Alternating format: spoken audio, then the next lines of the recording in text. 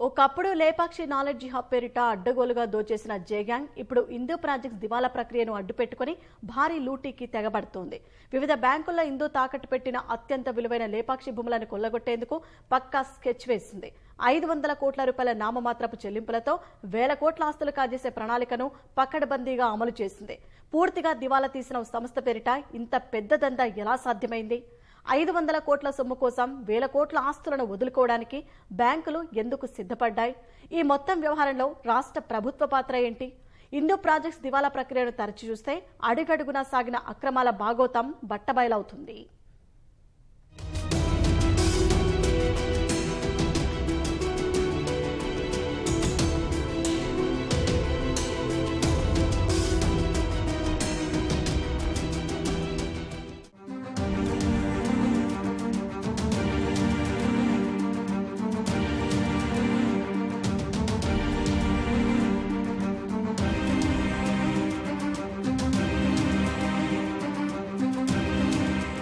YS Rajasekhara Reddy ముఖ్యమంత్రిగా ఉన్నప్పుడు Lepakshi knowledge hub పేరిట అనంతపురం జిల్లాలో వేల ఎకరాల భూసంతర్పణ చేశారు.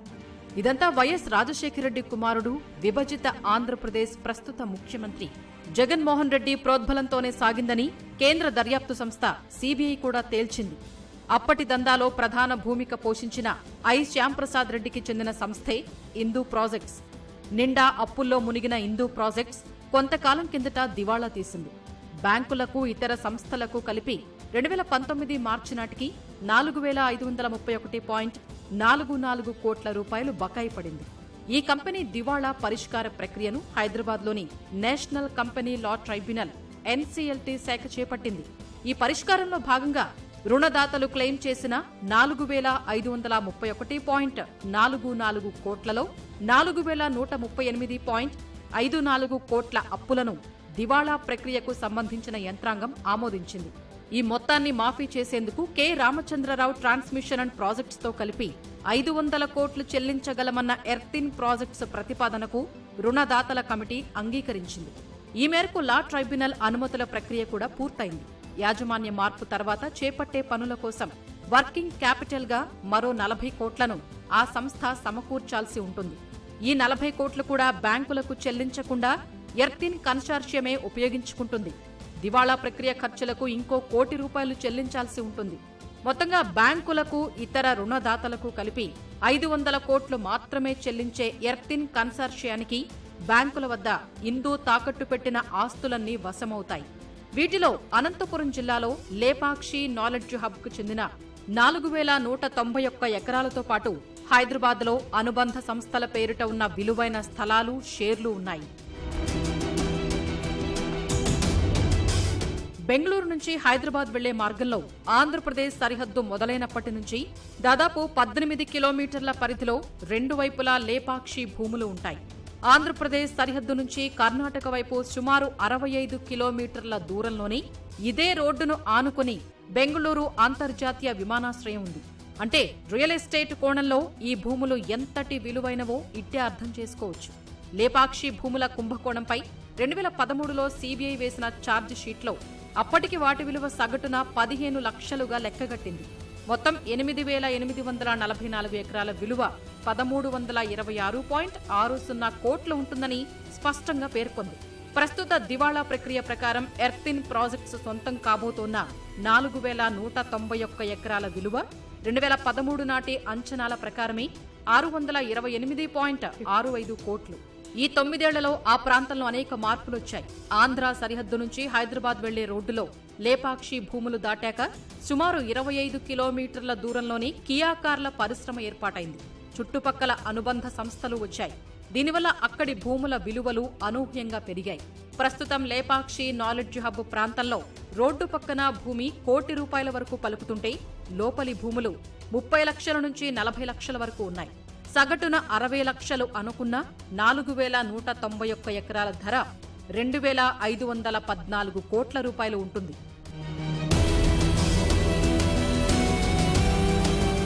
ఇందు సంస్థ బ్యాంకుల్లో తాకట్టు పెట్టిన వాటిలో హైదరాబాద్ దుర్గం చెరువు వద్ద వీకే ప్రాజెక్ట్స్ కు చెందిన 5 ఎకరాల స్థలం ఉంది.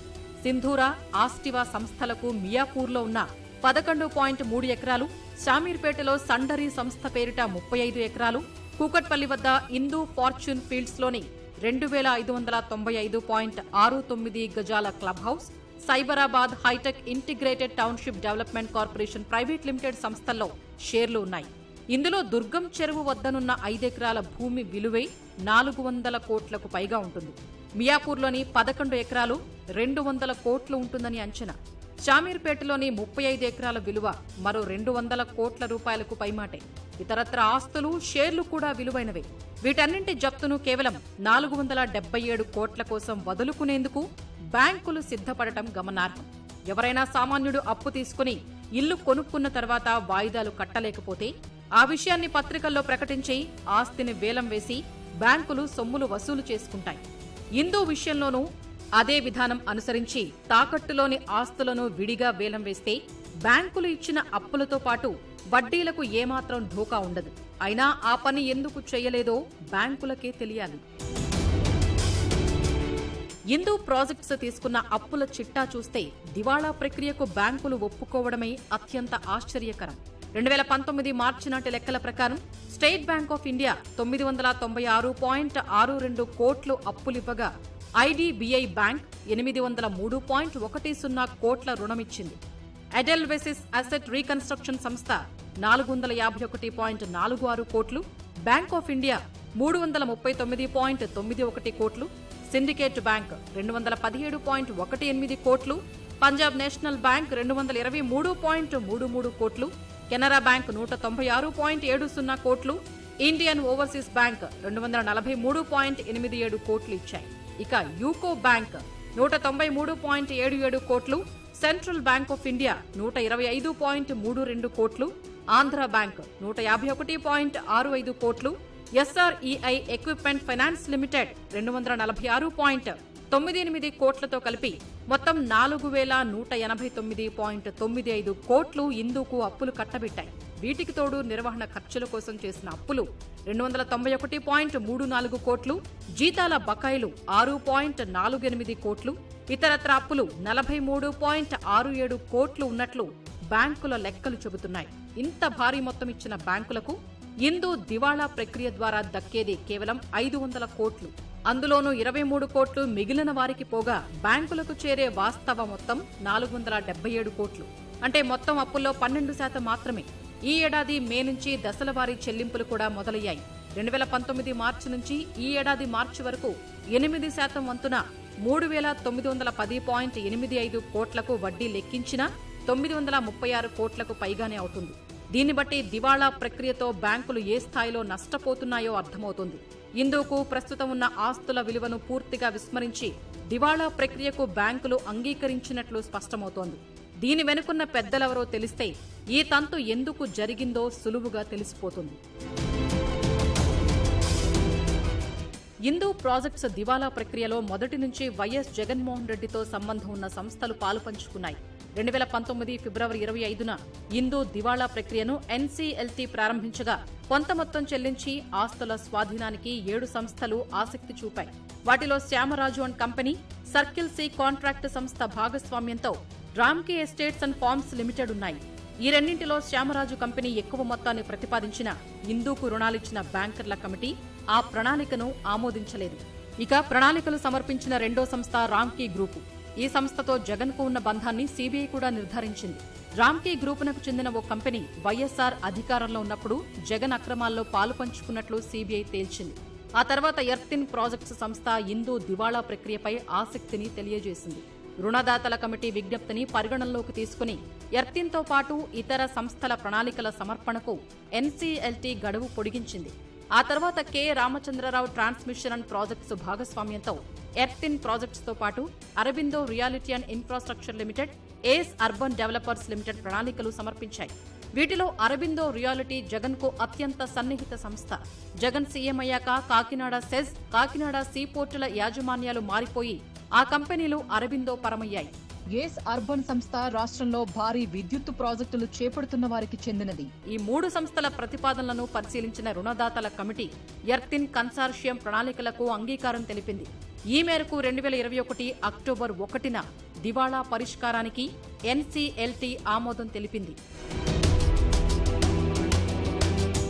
దివాళా ప్రక్రియ అమల్లో భాగంగా ఎర్తిన్ కన్సార్షియం తరపున ఈఎండీగా 5 కోట్లకు బ్యాంకు గ్యారంటీ ఇచ్చారు. అయితే ప్రణాళికలో పేర్కొన్న మొత్తాన్ని నిర్ణీత గడువు 90 రోజుల్లో ఎర్తిన్ చెల్లించలేదు. గడువు పొడిగించాలన్న విజ్ఞప్తిని 2022 మార్చి 1న ఎన్సీఎల్టీ నిరాకరించింది. ఈఎండీ మొత్తాన్ని స్వాధీనం చేసుకుని తదుపరి చర్యలు చేపట్టాలని రుణదాతల కమిటీని ఆదేశించింది. చెన్నైలోని ట్రైబ్యునల్ ముందు ఎర్తిన్ అప్పీల్ చేయగా ఎన్సీఎల్టీ హైదరాబాద్ శాఖ ఉత్తర్వులపై 2022 మార్చి 7న స్టే ఇచ్చింది. ఆ తర్వాత నెల రోజులకు 2022 ఏప్రిల్ 8న జగన్ మేనమామ కమలాపురం ఎమ్మెల్యే పి రవీంద్రనాథ్ రెడ్డి కుమారుడు నరేన్ రామాంజులరెడ్డి ఎర్తిన్లో డైరెక్టర్గా చేరిపోయారు. ఇక అక్కడితో పరిణామాలు వేగంగా మారిపోయాయి. దివాళా ప్రక్రియ అమలుకు ఎర్తిన్ డబ్బు చెల్లించాల్సిన గడువును ట్రైబ్యునల్ పొడిగించింది. ఈ మేరకు 2022 ఏప్రిల్ 13న ఉత్తర్వులు ఇచ్చింది. అందుకు అనుగుణంగా డబ్బుల చెల్లింపు ప్రక్రియ మొదలవగా ఈ ఏడాది మేలో 50 కోట్లు చెల్లించారు. మరో విషయం ఏంటంటే ఎర్తిన్ ప్రాజెక్ట్స్ అత్యంత సాధారణ కంపెనీ. 2021 మార్చితో ముగిసిన ఆర్థిక సంవత్సరానికి ఆ సంస్థ మొత్తం ఆస్తులు 4.49 కోట్ల రూపాయలు మాత్రమే. వ్యాపార పరిమాణం 21.92 కోట్లు. అలాంటి సంస్థ దివాళా ప్రక్రియలో భాగస్వామి కావడం వెనుక పెద్దల ప్రోద్బలం, అండదండలు ఏ స్థాయిలో ఉన్నాయో అర్థం చేసుకోవడం అంత కష్టమేమీ కాదు.